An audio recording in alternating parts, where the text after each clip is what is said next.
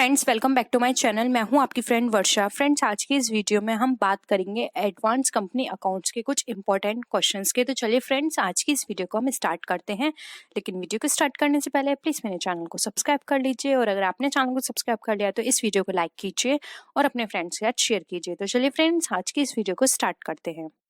First question है हमारा, विच of the following statement is incorrect, यानी कि कौन सा स्टेटमेंट है जो कि हमारा यहाँ पे इनकरेक्ट है। ऑप्शंस हैं, preference shares can be redeemed only after they are fully paid, यानी कि प्रेफरेंस शेयर्स रिडीम तभी किए जा सकते हैं जब वो फुल्ली पेड होंगे। सेकंड है, redeemable preference share can be redeem by conversion into share new shares, यानी कि जो preference shares redeemable preference shares हैं वो रिडीम किए जाते हैं न्यू शेयर्स में कन्वर्ट करके। थर्ड ऑप्शन है, profit on cancellation of debenture is to be transferred to general reserve, यानी कि डिवेंचर को कैंसिल करने से जो प्रॉफिट हमारा निकल कर आएगा वहीं से हम जनरल उस जो प्रॉफिट होगा उसको हम जनरल रिजर्व में ट्रांसफर करते हैं। या फिर हमें हमारा ऑप्शन है नन ऑफ द अबव। तो फ्रेंड्स, इसमें अगर हम बात करें तो फर्स्ट ऑप्शन बात कर रहा है कि फुल्ली पेड होंगे तभी प्रेफरेंस शेयर रिडीम होंगे, तो बात सही है। और यहाँ पर जो हमारे रिडीमेबल प्रेफरेंस शेयर है इसको न्यू शेयर में कन्वर्ट करके भी रिडीम किया जा सकता है। लेकिन ऑप्शन थर्ड यहाँ पे जो दिया हुआ है वो यहाँ पे सही नहीं है, तो हमारा जो आंसर होगा करेक्ट वो होगा ऑप्शन सी। नेक्स्ट क्वेश्चन पे आते हैं, which of the following should be deducted from the share capital to find out paid up capital, यानी कि इसमें से कौन सी हमारी शेयर कैपिटल से डिडक्ट होती है पेड अप कैपिटल निकालने के लिए। Calls in advance, calls in arrears, security premium या फिर बोनस। तो फ्रेंड, जब भी हम अपने किसी भी शेयर कैपिटल को डिडक्ट करते हैं पेड अप कैपिटल निकालने के लिए, तो यहाँ पर हम जो डिडक्शन करते हैं वो करते हैं कॉल्स इन एरियर का। तो यहाँ पे ऑप्शन हमारा 2 करेक्ट है। नेक्स्ट क्वेश्चन पे आते हैं, profit on reissue of share is to be transfer to, यानी कि जो रीइश्यू करते हैं हम शेयर उस पर जो प्रॉफिट होता है वो हमारा कहाँ ट्रांसफर किया जाता है। कैपिटल रिजर्व में, जनरल रिजर्व में, कैपिटल में या बैंक अकाउंट में। तो फ्रेंड्स, जब भी हम अपने प्रॉफिट को रीइश्यू वो हमारे शेयर रीइश्यू करने पर जो हमें प्रॉफिट मिलता है वो हम ट्रांसफर करते हैं यहाँ पर हम कैपिटल रिजर्व में। तो यहाँ पे हमारा ऑप्शन 1 करेक्ट है, क्योंकि कैपिटल रिजर्व में जाता है as a share capital reserve करके। नेक्स्ट हम आते हैं, when there are one or more liquidation and no formation this is known as, यानी कि जब हम एक या दो कंपनियों का लिक्विडेशन करते हैं और उसके बाद कोई भी फॉर्मेशन नहीं होता है कंपनी का, तो वो क्या कहलाता है। एब्जॉर्प्शन, अमलगमेशन, मर्जर या फिर न्यू फॉर्मेशन। तो फ्रेंड्स, अमलगमेशन में क्या होता है, दो से कंपनियां मिल जाती हैं और वो न्यू फॉर्म करती हैं। मर्जर में दो कंपनियां मर्ज हो जाती हैं जिसमें एक की एंटिटी बनी रहती है। तो यहाँ पर क्या होता है, ये ना हमारा ऑप्शन ये सही है ना ये सही है, और न्यू फॉर्मेशन की तो यहाँ कोई बात ही नहीं है। तो ऑप्शन यहाँ पे एक हमारा सही होगा, उसको हम एब्जॉर्प्शन कहते हैं, जब दो या दो से अधिक कंपनियां लिक्विडेट हो जाती हैं और कोई भी कंपनी न्यू फॉर्म नहीं होती है, मतलब कंपनी ही फॉर्म नहीं होती है, तो उसको हम बोलते हैं एब्जॉर्प्शन। नेक्स्ट क्वेश्चन पे आते हैं, internal reconstruction is generally resorted to write off, यानी कि जो इंटरनल रिकंस्ट्रक्शन है हमारा वो जनरली कहाँ से राइट ऑफ किया जाता है। रिटेन अर्निंग से, journal profit, consolidated revenue profit या फिर कैपिटल रिजर्व।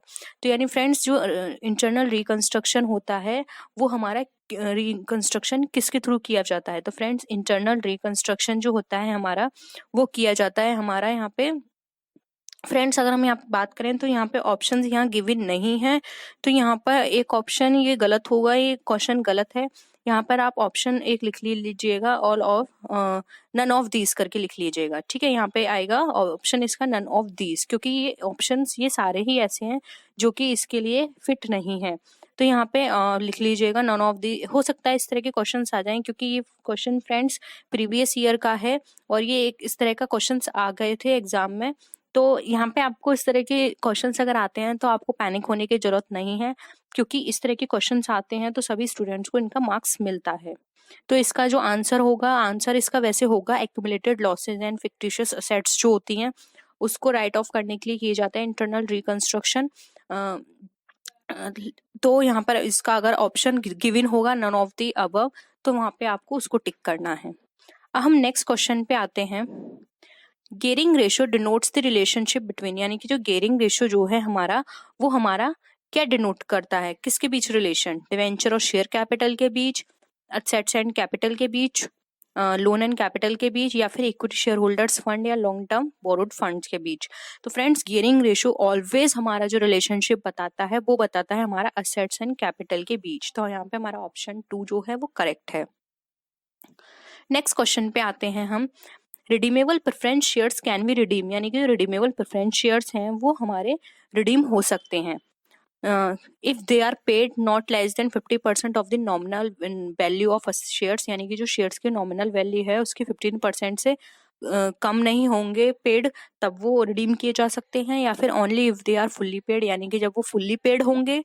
या फिर if they are partly paid, यानी कि अगर वो पार्टली पेड होंगे।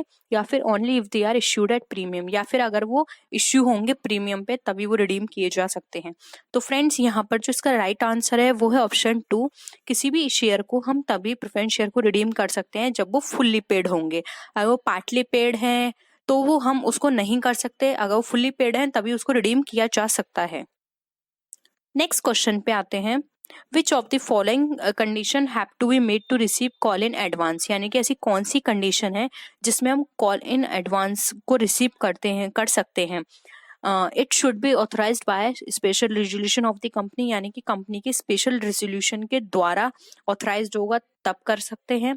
या फिर it should be authorised bye an ordinary resolution of the company, यानी कंपनी के ऑर्डिनरी रेजोल्यूशन के द्वारा ऑथराइज्ड होना चाहिए तभी हम कॉल इन एडवांस रिसीव कर सकते हैं। या फिर it should be approved by the company law board, या फिर कंपनी लॉ बोर्ड जो है उसको अप्रूव करे तभी हम कर सकते हैं। या फिर it should be authorised by the articles, यानी कि जो आर्टिकल्स है हमारे कंपनी आर्टिकल्स वो हमें ऑथराइज्ड करें तभी हम इनको कॉल इन एडवांस को रिसीव कर सकते हैं। तो फ्रेंड्स कॉल इन एडवांस के लिए कंडीशन होती है, ये हम तभी रिसीव कर सकते हैं जब हमारे आर्टिकल्स इसको ऑथराइज्ड करें। तो इसका जो राइट आंसर होगा वो होगा ऑप्शन 4। अब हम आते हैं अपने नेक्स्ट क्वेश्चन पे।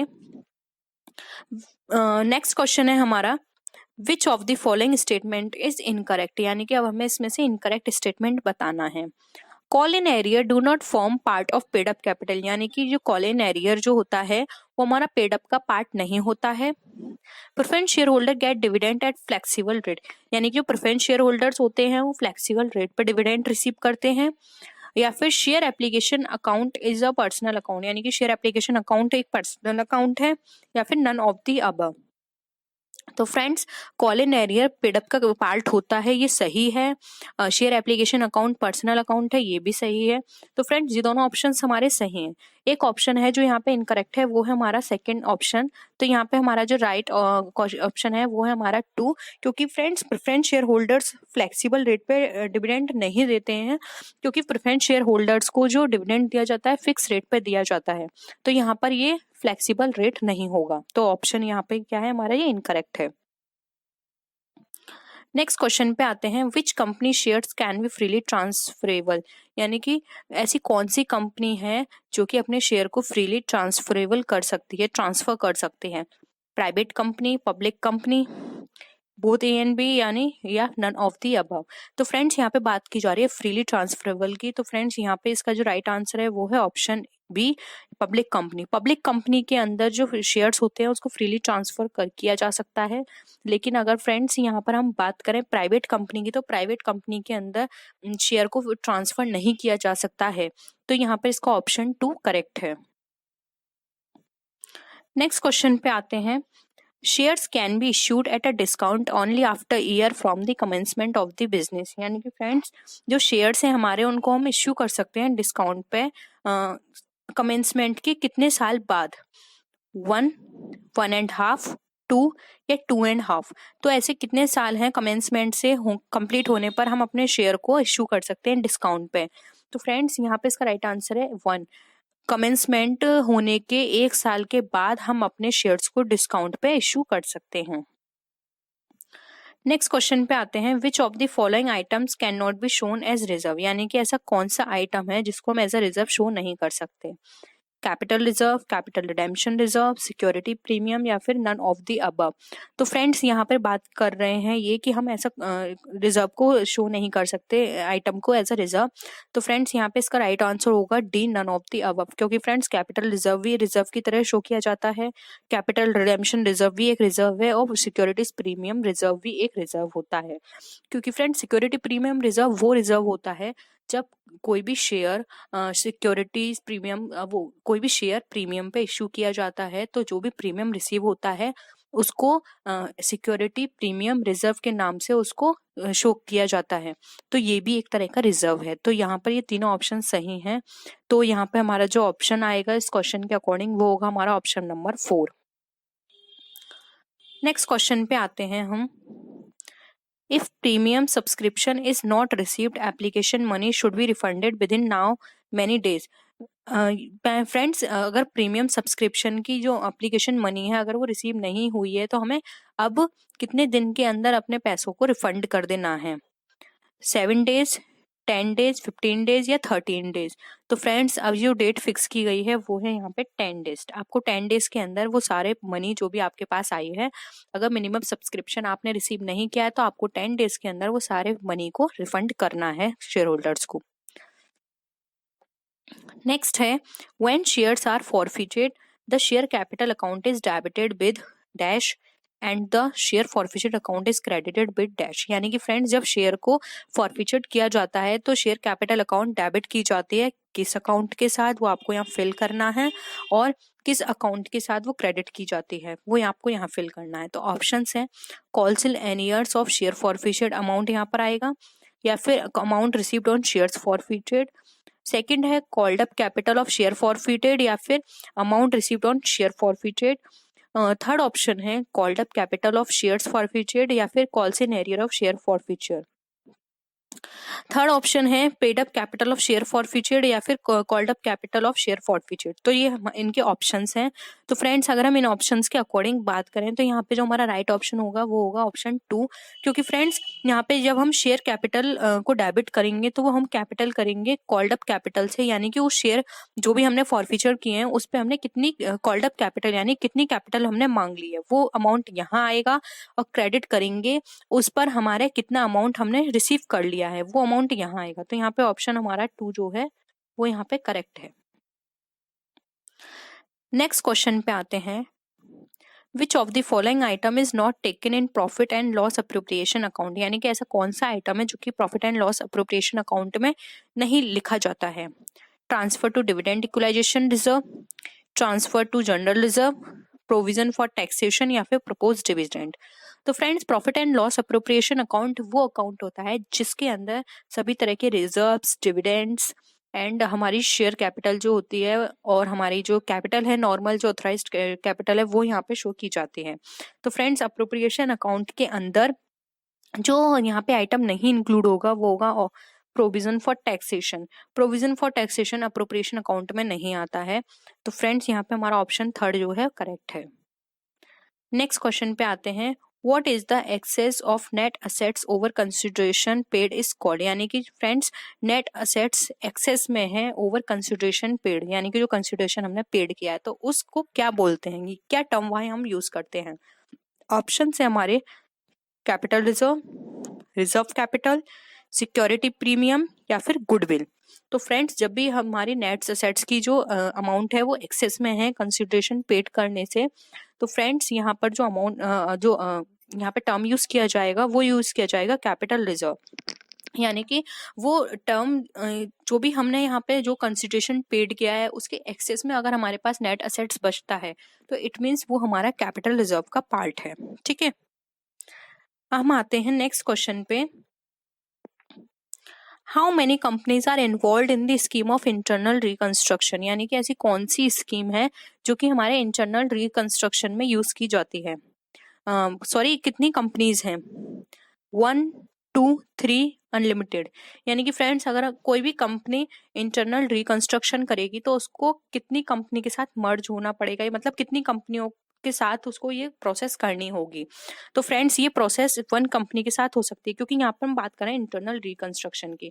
इंटरनल रिकंस्ट्रक्शन में क्या है, उसको खुद की जो स्ट्रक्चर उसने कैपिटल स्ट्रक्चर फॉर्मेट किया है उसमें उसको चेंजेस करने पड़ेंगे। तो यहाँ पे उसको किसी अदर कंपनी की जरूरत नहीं है, वो अपने आप में ही अपने अकाउंट्स को, अपने असेट्स लायबिलिटीज को मैनेज कर सकती है। नेक्स्ट क्वेश्चन आता है, no company can buy its equity share if, यानी कोई भी कंपनी बाय बैक नहीं कर सकती है अपने इक्विटी शेयर यदि पार्टली कॉल्ड अप शेयर हो, पार्टली पेड अप शेयर हो, डिफॉल्टिंग कंपनी हो, या फिर ऑल ऑफ दीज। तो फ्रेंड्स यहाँ पर अगर कोई भी कंपनी बाय बैक नहीं करेगी अपने शेयर यदि वो पार्टली पेड होंगे, पार्टली पेड कॉल्ड शेयर होंगे और पार्टली पेड शेयर होंगे, डिफॉल्टिंग कंपनी होगी। तो यहाँ पे आंसर आ जाएगा ऑल ऑफ दीज। अगर ये सारे सिचुएशन होंगी तो कोई भी कंपनी बाय बैक नहीं कर सकती अपने शेयर को, उसको फुल्ली पेड अप होना पड़ेगा। ठीक है, नेक्स्ट क्वेश्चन है, सीक्रेट रिजर्व्स में बी क्रिएटेड बाय, यानी कि सीक्रेट रिजर्व कहाँ से क्रिएट किया जाता है? Under valuation of liabilities only, under valuation of assets only, over valuation of assets only, या फिर over valuation of liabilities and under valuation of assets. तो फ्रेंड्स यहाँ पर इसका अगर हम आंसर की बात करें तो फ्रेंड्स इसका जो राइट आंसर है डी ऑप्शन, क्योंकि कोई भी कंपनी सीक्रेट रिजर्व तभी प्रिपेयर कर सकती है जब उसका ओवर वैल्यूएशन होगा लायबिलिटीज का और अंडर वैल्यूएशन होगा असेट्स का। ठीक है, हम नेक्स्ट क्वेश्चन पे आते हैं, a company can buy back, एक कंपनी बाय बैक कर सकती है partly paid up share, fully paid up share, partly paid up share, या फिर नन ऑफ दीज। फ्रेंड्स अभी हमने ये डिस्कस भी किया था, कोई भी कंपनी बाय बैक तभी कर सकती है जब वो फुल्ली पेड शेयर होगा।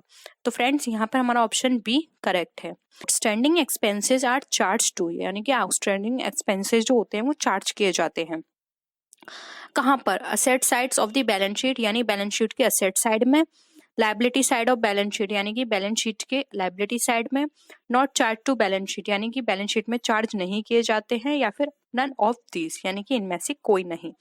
तो friends outstanding expenses always liability side charge किए जाते हैं, क्योंकि एक लायबिलिटी होती है जो कि कंपनी को देनी है। ठीक है, तो फ्रेंड्स यहाँ पर ऑप्शन में यहाँ पर आएगा हमारा ऑप्शन बी करेक्ट है, क्योंकि ये कंपनी के लिए एक लायबिलिटी है जो कि पहले वो नहीं पे कर पाया था, इस टाइम उसने पे करी है। ठीक है, तो ये लायबिलिटी साइड आएगी।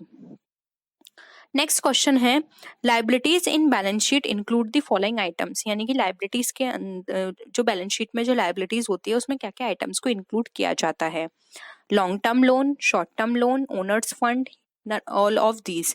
तो फ्रेंड्स ये सारे ही आइटम्स जो होते हैं वो लायबिलिटी साइड में शो किए जाते हैं। तो यहाँ पे हमारा राइट आंसर होगा डी, ऑल ऑफ दीज। बहुत ही सिंपल आंसर था ये क्वेश्चन। नेक्स्ट आते हैं, प्रीपेड एक्सपेंसेस ट्रीटेड एज, जो प्रीपेड एक्सपेंसेस होते हैं वो किस तरह ट्रीट किए जाते हैं? Current assets, current liability, short term liability, या फिर नन ऑफ दीज। तो फ्रेंड्स प्रीपेड एक्सपेंसेस वो एक्सपेंसेस होते हैं जो कि हमने अभी एडवांस में पे कर दिए हैं। ठीक है, तो फ्रेंड्स ये हमारी एज अ करंट लायबिलिटी होती है, क्योंकि ये सिर्फ कुछ टाइम की होती है, ये हम लॉन्ग टर्म तक इसको नहीं रख सकते। ठीक है, तो ये हमारा ऑप्शन यहाँ पे ए करेक्ट है। नेक्स्ट क्वेश्चन पे आते हैं, cost accounting aims at ascertain, यानी कि कॉस्ट अकाउंटिंग जो होती है उसका एम होता है क्या असर्टेन करना? प्रोडक्ट की cost, net profit, gross profit, या फिर सेलिंग प्राइस। तो फ्रेंड्स कॉस्ट अकाउंटिंग का जो एम होता है वो होता है कॉस्ट को असर्टेन करना कि किसी प्रोडक्ट पे कितनी कॉस्ट आ रही है। तो यहाँ पे ऑप्शन ए हमारा क्या है? करेक्ट आंसर है। नेक्स्ट है, the purpose of financial account is reporting to, यानी कि जो फाइनेंशियल अकाउंट का जो पर्पस है वो रिपोर्ट करना है किसको? मैनेजमेंट ओनली, यानी मैनेजमेंट को, गवर्नमेंट ओनली, यानी गवर्नमेंट को, इन्वेस्टर ओनली, यानी इन्वेस्टर को, या फिर ऑल ऑफ दीज। तो फ्रेंड्स यहाँ पर जो इसका राइट आंसर है कि फाइनेंशियल अकाउंट का जो पर्पस है किसको रिपोर्ट करना है, तो यहाँ पर आंसर डी सही होगा, क्योंकि फ्रेंड्स यहाँ पर हम सिर्फ मैनेजमेंट ओनली, गवर्नमेंट ओनली, या फिर इन्वेस्टर नहीं कह सकते, इसका काम होता है इन सभी पार्टी को रिपोर्ट करना। तो यहाँ पे ऑप्शन 4 करेक्ट है, all of these. Next question पे मूव करते हैं, accounting does not record non financial transactions because of, यानी कि अकाउंटिंग नॉन फाइनेंशियल ट्रांजेक्शन या नॉन मॉनेटरी ट्रांजेक्शंस जो होते हैं उनको रिकॉर्ड नहीं करते, उसका क्या पर्पस है? एक्रूअल कॉन्सेप्ट के अकॉर्डिंग है ये कॉन्सेप्ट, कॉस्ट कॉन्सेप्ट के अकॉर्डिंग है, कॉन्टिन्यूटी कॉन्सेप्ट पर है, या फिर मनी मेजरमेंट कॉन्सेप्ट के अकॉर्डिंग है। तो फ्रेंड्स इसका जो कॉन्सेप्ट है ये है हमारा मनी मेजरमेंट के अकॉर्डिंग। मनी मेजरमेंट कॉन्सेप्ट वो कॉन्सेप्ट है जिससे बताया जाता है कि सिर्फ उन्हीं ट्रांजेक्शन्स को रिकॉर्ड किया जाएगा जो कि मनी में मेजर किए जाते हैं। ऐसे ट्रांजेक्शन्स जो कि मनी में मेजर नहीं किए जाते हैं वो इसके अंदर अकाउंटिंग में रिकॉर्ड नहीं किए जाएंगे। तो इसके लिए यहाँ पर हमारा ऑप्शन डी करेक्ट है। नेक्स्ट क्वेश्चन पे आते हैं। proposed dividend is shown in the balance sheet of a company under the head, यानी कि proposed dividend जो होता है वो बैलेंस शीट के किस हेड में शो किया जाता है? प्रोविजन में, रिजर्व एंड सरप्लस में, करंट लाइबिलिटीज में, या फिर अदर लाइबिलिटीज में? तो फ्रेंड्स प्रपोज्ड डिविडेंड, फ्रेंड्स नाम से ही यहाँ पे इंडिकेट हो रहा है प्रपोज कर रहे हैं किसी डिविडेंड को, तो यानी क्या है ये फ्यूचर के लिए है। तो यहाँ पे क्या है प्रोविजन में आएगा ये, क्योंकि यहाँ पे आपने एक प्रोविजन बना के रखा है प्रपोज डिविडेंड का जो कि आपको फ्यूचर में पेड करना है। तो ऑप्शन ए यहाँ पे करेक्ट है हमारा। नेक्स्ट क्वेश्चन पे आते हैं। Fix assets and current assets are categorised as per concept of, यानी कि जो फिक्स असेट्स और करंट असेट्स है वो हमारे किस कॉन्सेप्ट के अकॉर्डिंग कैटेगराइज की जाती है? Separate entity, going concern, consistency, या फिर टाइम पीरियड? तो फ्रेंड्स फिक्स असेट्स जो है जो हमारी करंट असेट्स में कैटेगराइज की जाती है। तो फ्रेंड्स यहाँ पर जो इसका राइट आंसर है वो है टाइम पीरियड, क्योंकि टाइम पीरियड के अकॉर्डिंग होती है। करंट असेट्स वो असेट्स होती हैं जो हम लिक्विडेट कर सकते हैं हम 1 ईयर के अंदर, जबकि फिक्स असेट्स वो असेट्स होती हैं जो कि हम लॉन्ग टाइम तक यूज कर सकते हैं। तो यहाँ पे हमारा ऑप्शन डी जो है वो करेक्ट होगा। कंसिस्टेंसी यहाँ नहीं होगी। गोइंग कंसर्न का मतलब होता है बिजनेस कंटिन्यू चलेगा, और सेपरेट एंटिटी का मतलब होता है कि बिजनेस और जो ओनर है दोनों की सेपरेट एंटिटी है। तो ये तीनों ऑप्शंस हमारे गलत हैं। राइट आंसर होगा हमारा टाइम पीरियड। नेक्स्ट क्वेश्चन पे आते हैं। Proprietor is treated as creditor of business due to, यानी कि प्रोप्राइटर जो है कंपनी का वो ट्रीट किया जाता है क्रेडिटर की तरह बिजनेस में, किस कॉन्सेप्ट के अकॉर्डिंग? अभी फ्रेंड्स हमने डिस्कस किया था। ऑप्शन है periodicity concept, materiality concept, entity concept, या कंसिस्टेंसी कॉन्सेप्ट। तो फ्रेंड्स इसका जो राइट आंसर है वो है option C, entity concept. Entity concept में ये बताया जाता है कि बिजनेस और बिजनेस का ओनर दोनों अलग हैं। बिजनेस का ओनर जो है वो बिजनेस के लिए एज अ क्रेडिटर शो किया जाएगा, यानी कि वो जो भी वहाँ पे लगा रहा है कंपनी में वो उसका रेस्पॉन्सिबिलिटी है कि उसका वो सारा हिसाब किताब दे। ठीक है, तो यहाँ पे प्रोप्राइटर एज अ क्रेडिटर की तरह यूज किया जाता है। इसीलिए फ्रेंड्स आपने देखा होगा कि जब भी कोई भी ओनर अपने बिजनेस से कोई भी सामान निकालता है अपने पर्सनल यूज के लिए, तो हम एज अ ड्राइंग वहाँ शो करते हैं और उसको पेड आउट करना होता है। ठीक है, नेक्स्ट क्वेश्चन पे आते हैं। Which of the following is correct, यानी कि इसमें से कौन सा करेक्ट है? Profit does not alter capital, यानी कि प्रॉफिट जो है कैपिटल को ऑल्टर या फिर चेंज नहीं करता है। Capital can only come from profit, यानी कि कैपिटल सिर्फ हमारी उससे आती है प्रॉफिट से। प्रॉफिट रिड्यूसेस कैपिटल, यानी कि जो प्रॉफिट है हमारा वो हमारा रिड्यूस करता है कैपिटल को, या फिर प्रॉफिट इंक्रीजेस कैपिटल, प्रॉफिट हमारा इंक्रीज करता है कैपिटल को। तो फ्रेंड्स यहाँ पर जो इसका राइट आंसर है वो है ऑप्शन हमारा डी। प्रॉफिट जो है हमारा ये हमारा इंक्रीज करता है हमारी इसको प्रॉफिट को, कैपिटल को इंक्रीज करता है। सॉरी, प्रॉफिट ये हमारा यहाँ पे कैपिटल इंक्रीज करेगा, क्योंकि जितना प्रॉफिट होगा आपने देखा होगा जो हमारा नेट प्रॉफिट निकल कर आता है वो हम कैपिटल में ऐड करते हैं, और अगर हमारा नेट लॉस होता है वो हम कैपिटल से माइनस करते हैं। तो यानी कि हमारा जो प्रॉफिट होता है वो हमारा कैपिटल को इंक्रीज करता है, ना कि प्रॉफिट कभी रिड्यूस करेगा। हाँ, लॉस रिड्यूस करेगा कैपिटल को। तो यहाँ ऑप्शन हमारा डी करेक्ट है। नेक्स्ट क्वेश्चन पे आते हैं। Which of the following best describes a trial balance, यानी कि ऐसा कौन सा ऑप्शन है जो कि हमारे ट्रायल बैलेंस को बहुत अच्छे से डिस्क्राइब करेगा? It is a list of balance on the books, ये बुक्स पर बैलेंस की जो बुक्स का जो बैलेंस होता है उसकी एक लिस्ट है। It is a special account, ये एक स्पेशल अकाउंट है। Shows the financial position of a business, ये बिजनेस की फाइनेंशियल पोजीशन बताता है। या फिर shows all the entries in the book, यानी कि जो सभी एंट्रीज हैं बुक की ये बताता है। तो फ्रेंड्स यहाँ पे जो ट्रायल बैलेंस है ये कोई स्पेशल अकाउंट नहीं है, ये एक स्टेटमेंट होता है, और ये फाइनेंशियल पोजीशन नहीं बताता। फाइनेंशियल पोजीशन हमारा फाइनल अकाउंट बताता है, और ये बुक्स की एंट्रीज भी नहीं दिखाता, क्योंकि ये कोई लेजर या फिर जर्नल अकाउंट नहीं है। ट्रायल बैलेंस एक हमारी लिस्ट है जो कि बुक का बैलेंस को दिखाती है। तो यहाँ पे ऑप्शन हमारा 1 करेक्ट है। नेक्स्ट क्वेश्चन पे आते हैं, net profit is calculated in, यानी कि जो नेट प्रॉफिट है हमारा वो कैलकुलेट किया जाता है किस में, ट्रेडिंग अकाउंट में, बैलेंस शीट में, प्रॉफिट एंड लॉस में, ट्रायल बैलेंस है। बहुत ही सिंपल क्वेश्चन है फ्रेंड्स ये। ट्रेडिंग अकाउंट नेट प्रॉफिट जो है हमारा प्रॉफिट एंड लॉस में कैलकुलेट किया जाता है। नेक्स्ट क्वेश्चन पे आते हैं, the concept of separate entity is applicable to which of the following types of business, यानी कि जो सेपरेट एंटिटी का कॉन्सेप्ट है वो किस तरह के बिजनेस में अप्लाई किया जाता है, सोल प्रोप्राइटर, कॉर्पोरेशन, पार्टनरशिप या फिर ऑल ऑफ देम। तो फ्रेंड्स ये जो कॉन्सेप्ट है वो सभी में यूज किया जाता है, तो ऑप्शन डी हमारा करेक्ट है, सोल प्रोप्राइटर में भी, कॉर्पोरेशन में भी एंड पार्टनरशिप में भी।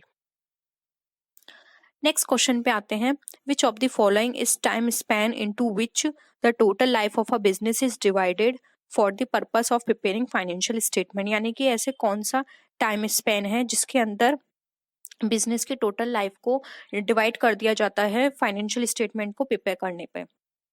तो फ्रेंड्स ऑप्शंस हैं fiscal year, calendar year, accounting period और एक्रूअल पीरियड। तो फ्रेंड्स इसका जो करेक्ट आंसर होगा जिसमें इसको डिवाइड किया जाता है वो होगा हमारा अकाउंटिंग पीरियड। अकाउंटिंग पीरियड कहा जाता है जिस ईयर में अकाउंट्स प्रिपेयर किए जाते हैं।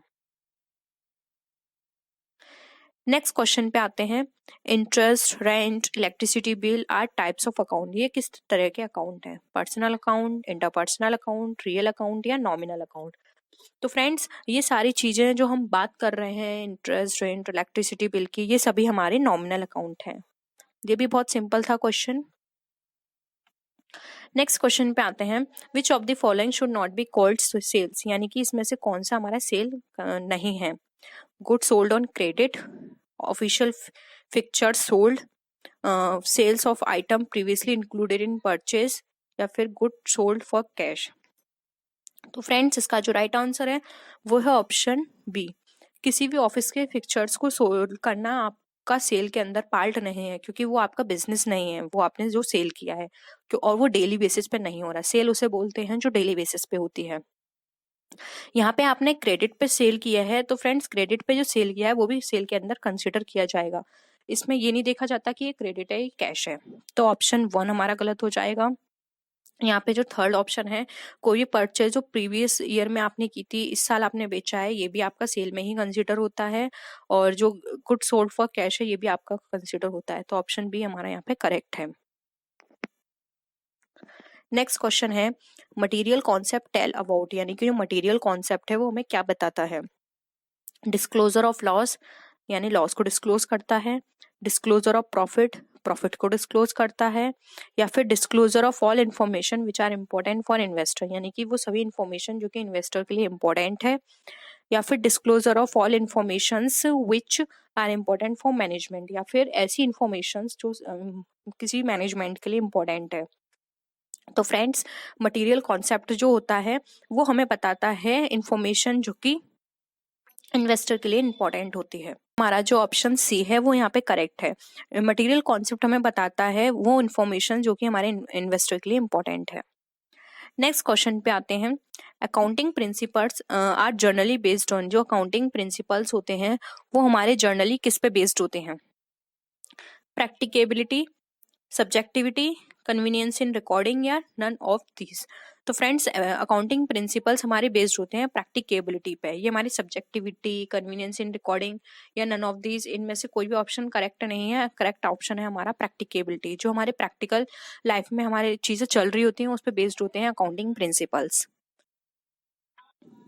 नेक्स्ट क्वेश्चन पे आते हैं, the system of recording transactions based on dual aspect concept is called, यानी कि जो हमारे रिकॉर्डिंग ट्रांजेक्शन्स हैं डुअल एस्पेक्ट पे वो क्या कहे जाते हैं, double account system, double entry system, single entry system या none of these.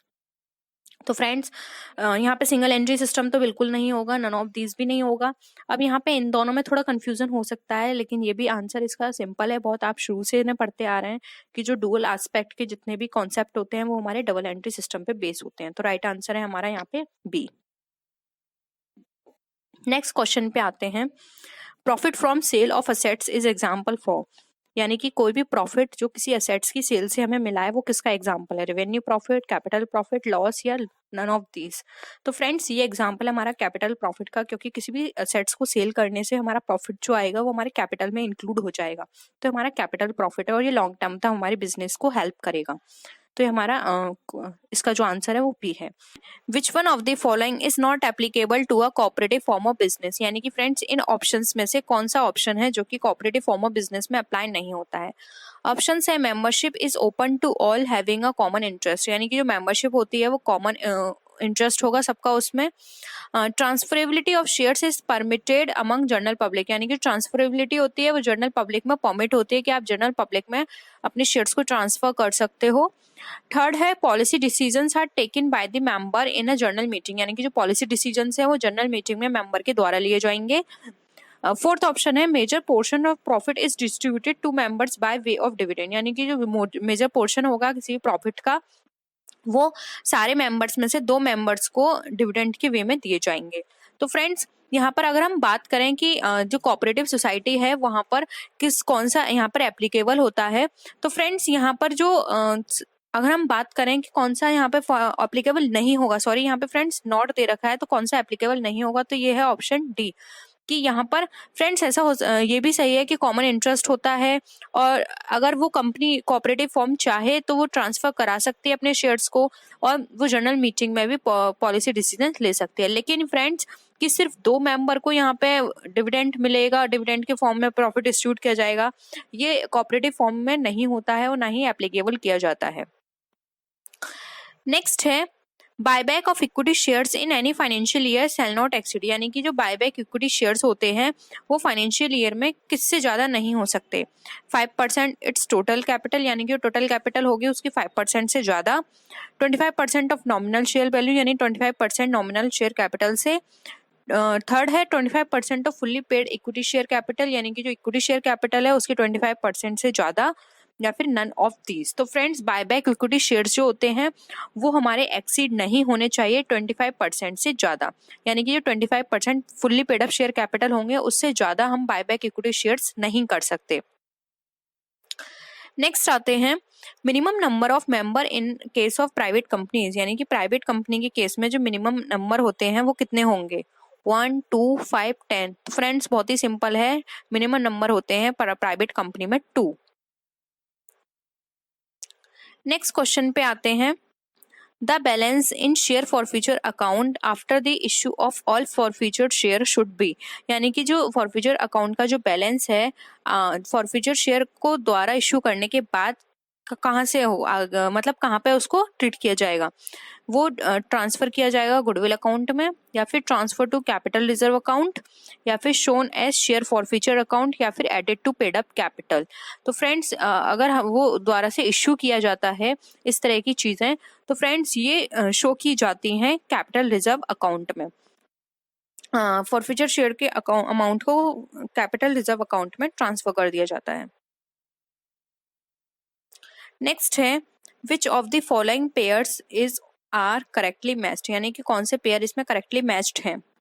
When a company issue its securities at a price more than the face value, यानी कि शेयर इश्यूड एट डिस्काउंट, यानी कि कोई भी कंपनी अपनी securities को issue करती है जो भी उसका प्राइस होता है उससे ज्यादा फेस वैल्यू फेस वैल्यू से ज्यादा उसको इश्यू करती है, तो वो क्या कहलाता है, वो कहलाता है शेयर इश्यूड एट डिस्काउंट, या फिर when share issued eight amount less than पर वैल्यू ऑफ शेयर, यानी कि जो पर वैल्यू ऑफ शेयर है उससे कम पे इश्यू करती है तो वो इश्यू शेयर एट प्रीमियम कहलाता है, या फिर when shares are issued at their face value वो शेयर इश्यूड एट पार कहलाता है, या फिर ऑल ऑफ द अबव। तो फ्रेंड्स ये बहुत ही सिंपल है, यहाँ पे ये बात कर रहा है कि मोर देन प्राइस से वो ज्यादा रख रहा है प्राइस, तो वो फ्रेंड्स यहाँ पे डिस्काउंट की बात कर रहा है तो वो डिस्काउंट नहीं वो प्रीमियम कहलाता है, और यहाँ लेस देन की बात कर रहा है और यहाँ बोल रहा है प्रीमियम, तो ये भी गलत है क्योंकि फ्रेंड्स लेस देन में प्रीमियम ना होके डिस्काउंट होगा।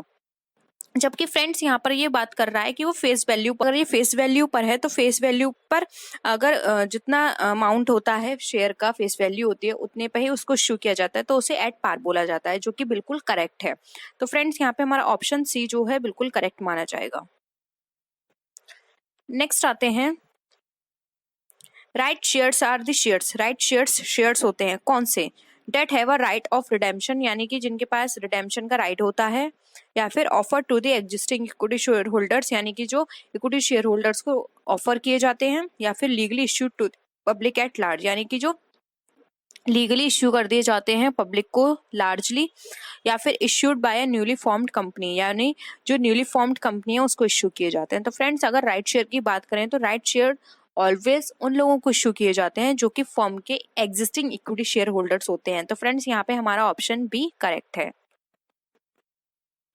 नेक्स्ट आते हैं क्वेश्चन पे, a concern should select an accounting policy which enables to यानी कि जो एक कंसर्न है कोई कंपनी है वो अकाउंटिंग पॉलिसीज को सेलेक्ट करनी चाहिए, उसे किस बेसिस पर, पे the proper amount of income tax यानी कि जो जब वो अकाउंटिंग पॉलिसी अपनी बनाती है तो वो अकाउंटिंग इनकम टैक्स के अमाउंट को प्रॉपर पे करने के लिए, या फिर calculate the correct amount of cash in hand, या फिर ये कैलकुलेट करने के लिए कि हैंड में कितना कैश है, या फिर present a true and fair view of its state of affairs and profit of loss, या फिर प्रेजेंट में सही और बिल्कुल फेयर व्यू लेने के लिए कि कितने स्टेट ऑफ अफेयर्स मतलब किस तरह की वर्किंग हो रही है, क्या प्रॉफिट एंड लॉस है, या फिर बोथ ए एंड बी। तो फ्रेंड्स इसका जो राइट आंसर है वो है ऑप्शन सी, वो अपने अकाउंटिंग पॉलिसी इस तरह से प्रिपेयर करेंगी, बनाएंगी, सेलेक्ट करेंगी जिससे कि कंपनी की वो अपने प्रॉफिट एंड लॉस को इजीली फाइंड आउट कर पाए कि कितना प्रॉफिट एंड लॉस है, और जो भी ट्रू एंड फेयर व्यू होगा उसको प्रेजेंट कर पाए। नेक्स्ट है, the division of share does not result in of capital यानी कि इन फ्रेंड्स यहाँ पर इन दोनों के बीच में डैश है, यहाँ पे हमको फिल करना है अब इसमें से कि कौन सा करेक्ट है। यानी कि जो friends shares of super division sub division है वो हमारा किसका रिजल्ट नहीं है, रिडक्शन का, इंक्रीज का, सब डिवीजन का, या नन ऑफ दीज का। तो फ्रेंड्स अगर हम शेयर को सब डिवीजन करते हैं तो फ्रेंड्स उसका एक ही पर्पस होता है कि हमने जितने इश्यू किए थे शेयर्स उससे ज़्यादा की एप्लीकेशंस आ गई हैं तो उसको रिड्यूस करने के लिए हम सब डिवीजन कर देते हैं शेयर का। तो इसका राइट आंसर है ए, रिडक्शन। नेक्स्ट क्वेश्चन पे आते हैं, व्हेन टू और more companies liquidate to form a new company it is called यानी कि फ्रेंड्स जब दो या दो से अधिक कंपनी लिक्विडेट होती हैं किसी नई कंपनी को फॉर्म करने के लिए तो क्या कहलाती हैं, अमलगमेशन, एब्जॉर्प्शन, रिकंस्ट्रक्शन, या फिर परचेज ऑफ बिजनेस। तो फ्रेंड्स कभी भी कोई भी कंपनी लिक्विडेट होती है और एक नई कंपनी फॉर्म होती है तो उसको हम बोलते हैं अमलगमेशन, जबकि एब्जॉर्प्शन में लिक्विडेट तो हो जाती है लेकिन कोई भी कंपनी फॉर्म नहीं होती है। रिकंस्ट्रक्शन में फ्रेंड्स रिकंस्ट्रक्शन दो तरह से हो सकता है, इंटरनल एंड एक्सटर्नल, वो अलग पर्पस है उसको करने का। परचेज ऑफ बिजनेस में होता है कि एक फाइनेंशियली साउंड कंपनी किसी और कंपनी को परचेज कर रही है, यहाँ पे परचेज किया जाता है। तो यहाँ पे जो ऑप्शंस होगा हमारा करेक्ट वो होगा अमलगमेशन। नेक्स्ट क्वेश्चन है, as per accounting standard 14 purchase consideration is what is payable to यानी कि जो परचेज कंसिडरेशन होता है वो किसके पेबल के लिए होता है, डिवेंचर एंड क्रेडिटर्स के लिए, शेयर होल्डर्स एंड क्रेडिटर्स के लिए, शेयर होल्डर्स एंड डिवेंचर्स के लिए, या फिर शेयर होल्डर्स के लिए। तो फ्रेंड्स अगर हम अकाउंटिंग स्टैंडर्ड 14 की बात करें तो ये यहाँ पर बात करता है परचेज कंसिडरेशन शेयर होल्डर्स के रेफरेंस में कि शेयर होल्डर्स को पे करने के लिए। तो यहाँ पे हमारा ऑप्शन डी करेक्ट है। नेक्स्ट क्वेश्चन पे आते हैं, नेक्स्ट क्वेश्चन है, interest on securities is paid यानी कि जो इंटरेस्ट ऑन सिक्योरिटीज है हमारा सिक्योरिटीज पे कोई भी इंटरेस्ट हम दे रहे हैं तो हमारी वो पेड होती है किस वजह से, to the original purchaser of the security यानी कि जो ओरिजिनल परचेजर होगा सिक्योरिटी का उसको पे करने के लिए, या फिर हम to the holders of the security on the due date यानी कि जो ड्यू डेट पर सिक्योरिटी का होल्डर होगा उसको, या फिर irrespective of his actual period of holding यानी कि जो उसके एक्चुअल पीरियड जो होगा उसका होल्डिंग का उसके रेस्पेक्टिव में, या फिर to the holders of the security on due date जो होल्डर्स होगा ड्यू डेट पर उसको in respect of his actual period of holding, और ये देखने के लिए कि एक्चुअल पीरियड उसका होल्डिंग का कितना था, या फिर नन ऑफ दी अबव। तो फ्रेंड्स अगर किसी भी सिक्योरिटीज पे इंटरेस्ट पेड किया जाता है तो ये देखा जाता है कि जो भी सिक्योरिटीज का होल्डर है ड्यू डेट पर क्या ड्यू डेट थी, और ये देखा जाता है कि उसका जो रेस्पेक्टिव है, ठीक है, यानी कि जो भी होल्डिंग का जो टाइम पीरियड है एक्चुअल पीरियड उसको ध्यान में रखते हुए यहाँ पर उसको इंटरेस्ट को पे किया जाता है। नेक्स्ट क्वेश्चन आता है capital redemption reserve is credited, यानी कि जो कैपिटल रिडेम्पशन रिजर्व होती है वो क्रेडिटेड होती है voluntarily, legal requirement, both A and B, या फिर नन ऑफ द अबव। यानी कि जो कैपिटल रिडेम्पशन रिजर्व का जो है हमारा वो कैसे किस तरह से क्रेडिटेड किया जाता है। तो फ्रेंड्स इसका जो राइट आंसर है वो है option B, legal requirement. Legal requirement होती है तभी इस तरह की कैपिटल रिडेम्पशन रिजर्व जो होता है हमारा क्रेडिट किया जाता है।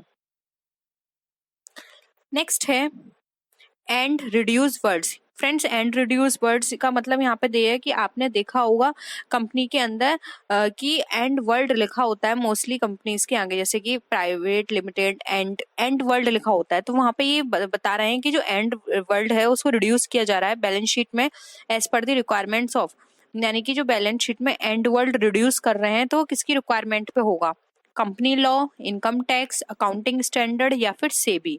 तो फ्रेंड्स अगर इस तरह से एंड वर्ड को यहाँ से हटाया जाता है तो ये हटाया जाता है कंपनी लॉ के अकॉर्डिंग। ठीक है, तो इसका जो राइट आंसर है वो है ऑप्शन वो ए, जो कि है कंपनी लॉ।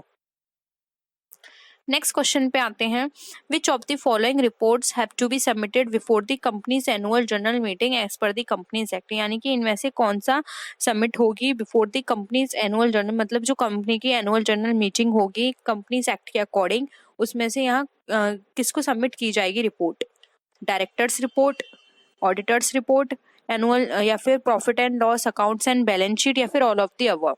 यानी कि फ्रेंड्स जो कंपनी की एनुअल जनरल मीटिंग होगी कंपनीज एक्ट के अकॉर्डिंग तो उसमें से यहाँ पर जो भी रिपोर्ट की जाएगी सबमिट वो कौन सी की जाएगी, यानी किसको कौन सी रिपोर्ट की जाएगी, directors, auditors, profit and loss statements दिए जाएंगे या फिर यहाँ पर ये सभी चीजें यहाँ पे सबमिट की जाएंगी।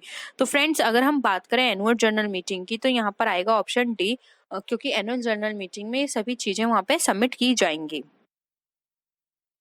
नेक्स्ट है with in how many days minimum subscription should be received, यानी कि जो कितने दिन के अंदर जो मिनिमम सब्सक्रिप्शन है वो रिसीव हो जाना चाहिए, 16 डेज, 100 डेज, 120 डेज या 150 डेज।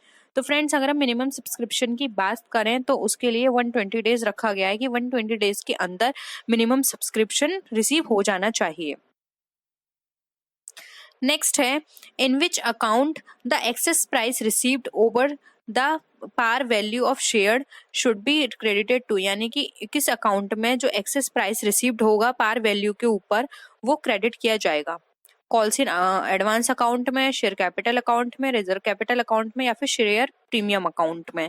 तो फ्रेंड्स अगर हम यहाँ पर बात करें कि ये जो हमारा जो एक्सेस प्राइस है किसी भी चीज का वो हमारा किस में क्रेडिटेड किया जाएगा, तो फ्रेंड्स ये क्रेडिट किया जाएगा शेयर प्रीमियम में, क्योंकि यहाँ पे ये एक्सेस प्रीमियम की बात कर रहा है। एक्सेस प्रीमियम का मतलब होता है एक्सेस प्राइस की बात कर रहा है। एक्सेस प्राइस का मतलब यहाँ पर है शेयर प्रीमियम से, जो कि हमें किससे मिल रहा है, जो भी पार वैल्यू से हम अवब ले रहे हैं तो वो शेयर का पार्ट हो गया शेयर प्रीमियम का, तो वो हम शेयर प्रीमियम अकाउंट में क्रेडिटेड करेंगे। नेक्स्ट है the methods of accounting for amalgamation is और आर, यानी कि जो अमलगमेशन के मेथड्स हैं वो इसमें से कौन सा है। ऑप्शंस में आपको बताना है the pooling of interest method, the purchase method, both A and B या फिर नन ऑफ द अबव। तो फ्रेंड्स अगर हम यहाँ पे मेथड की बात करें तो फ्रेंड्स यहाँ पर जो ऑप्शन है C both A and B दोनों करेक्ट है, क्योंकि interest pooling of interest method भी अमलगमेशन का मेथड है और परचेज भी अमलगमेशन का एक मेथड है। नेक्स्ट क्वेश्चन है the companies nationality is decided by its, company की जो नेशनैलिटी वो किससे डिसाइड की जाती है, शेयर होल्डर्स से, रजिस्टर्ड ऑफिस से, उसके place at books of accounts are kept, यानी कि जहाँ पर जो उसकी बुक अकाउंट्स की बुक्स हैं वो रखी गई हैं, या फिर नन ऑफ दीज। तो फ्रेंड्स कोई किसी भी कंपनी की नेशनैलिटी हम डिसाइड कर सकते हैं उसके रजिस्टर्ड ऑफिस से, उसका रजिस्टर्ड ऑफिस कहाँ पर है और वो कहाँ पे है, उसका वो एड्रेस है। मतलब अगर कोई कंपनी इंडिया में रजिस्टर्ड हुई है तो वो इंडियन कंपनी है, अगर वो फॉरेन में रजिस्टर्ड हुई है तो वो फॉरेन कंपनी है। नेक्स्ट है the statutory meeting of a company is conveyed, ये जो स्टैट्यूटरी मीटिंग है जो स्टैट्यूटरी मीटिंग होती है कंपनी की वो कब होती है, वंस इन अ ईयर यानी साल में एक बार, once in the life time of a company यानी पूरी कंपनी की लाइफ में एक बार, वंस इन 6 मंथ्स और वंस इन 3 मंथ्स। तो फ्रेंड्स यहाँ पर जो स्टैट्यूटरी मीटिंग है कंपनी की वो once in a life time of the company, यानी कंपनी की लाइफ में एक बार होती है स्टैट्यूटरी मीटिंग। नेक्स्ट है the pooling of interest is a method of, pooling of interest किसका मेथड है? वॉलेंट्री ऑफ इन्वेंट्री का, कैलकुलेशन ऑफ परचेस कंसिडरेशन का, अकाउंटिंग ऑफ अमलगमेशन का, वॉलेंट्री वैल्यूइंग गुडविल का। तो फ्रेंड्स ये जो क्वेश्चन है आपने देखा, ये वाला क्वेश्चन फिर से रिपीट हुआ है, अभी हमने ऊपर इसी तरह का एक क्वेश्चन डिस्कस किया था।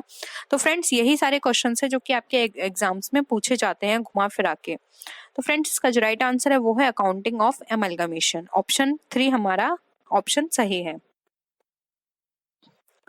नेक्स्ट है which account will be debited with the nominal value of shares when shares are issued to promoters for the service offered by them, यानी कि इनमें नॉमिनल वैल्यू जो है शेयर की वो कौन से अकाउंट से डेबिट की जाएगी जब हमारे शेयर इशू किए गए हैं प्रोमोटर्स को, जो भी उन्होंने सर्विस दी है उसके एवज में या फिर उसके बिहाफ पर, या फिर जो भी वो सर्विस दे रहा है उसकी जगह हमने उसको वो शेयर्स इशू किए हैं।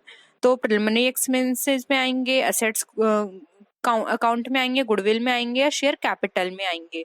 तो फ्रेंड्स अगर इस तरह की चीजें दी जाती हैं तो ये आते हैं हमारे गुडविल का पार्ट, ठीक है, ये प्रमोटर्स को दे रहे हैं तो ये गुडविल का पार्ट में आएगी, तो गुडविल अकाउंट में डेबिट की जाएगी। नेक्स्ट है purpose of accounting standard 1 is to establish a standard as to, यानी कि जो पर्पस है अकाउंटिंग स्टैंडर्ड का उसको क्या इस्टेब्लिश करना है? द डिजायरेबल अकाउंटिंग पॉलिसीज, या फिर द फंडामेंटल अकाउंटिंग अजम्पशंस, या फिर डिस्क्लोजर ऑफ अकाउंटिंग पॉलिसी, या प्रिपरेशन ऑफ फाइनल अकाउंट्स। तो फ्रेंड्स अगर हम बात करें अकाउंटिंग स्टैंडर्ड 1 की तो वो बात करता है डिस्क्लोजर ऑफ अकाउंटिंग पॉलिसीज के बारे में, तो यहाँ पे ऑप्शन 3 हमारा करेक्ट है। नेक्स्ट क्वेश्चन है आज की इस वीडियो का, विच of the following statement is correct, यानी कि इसमें से हमें बताना है करेक्ट ऑप्शन कौन सा है। Right share are first offer to employees, यानी कि जो राइट शेयर्स हैं वो एम्प्लॉयज को पहले दिए जाते हैं। Right shares are offered in lieu of dividend, यानी राइट शेयर्स डिविडेंड की जगह दिए जाते हैं। Right shares are offered to the existing share holder in proportion to the equity share holders held by them, यानी कि right shares equity share holders को दिए जाते हैं, जितना भी उन्होंने equity share existing share holders को दिए जाते हैं जितने प्रोपोर्शन में उन्हें इक्विटी शेयर होल्डर्स लिए हैं उस प्रोपोर्शन में। या फिर right shares are those shares which are offered to the promoters, यानी कि राइट शेयर्स या फिर वो शेयर्स हैं जो कि प्रमोटर्स को दिए जाते हैं। तो फ्रेंड्स ये क्वेश्चन भी अभी हमने डिस्कस किया था। तो फ्रेंड्स इसमें जो राइट स्टेटमेंट है वो है हमारा ऑप्शन 3, राइट शेयर्स सिर्फ ये एग्जिस्टिंग शेयर होल्डर्स को दिए जाते हैं और ये इक्विटी शेयर होल्डर्स उन्होंने जितने प्रोपोर्शन में लिए हैं ये उस प्रोपोर्शन में दिए जाते हैं। तो आई होप आपको आज के क्वेश्चंस पसंद आए होंगे। वीडियो पसंद आए तो वीडियो को लाइक कीजिए, अपने फ्रेंड्स के साथ शेयर कीजिए, और किसी भी तरह की कोई भी डाउट हो या फिर आपको कोई प्रॉब्लम हो तो आप नीचे कमेंट सेक्शन में लिख सकते हैं। आप मेरे फेसबुक पेज और इंस्टा आईडी से भी कनेक्ट हो सकते हैं। तो फ्रेंड्स नेक्स्ट वीडियो में हम फिर मिलते हैं और भी अच्छी वीडियोस के साथ, तब तक के लिए बाय बाय।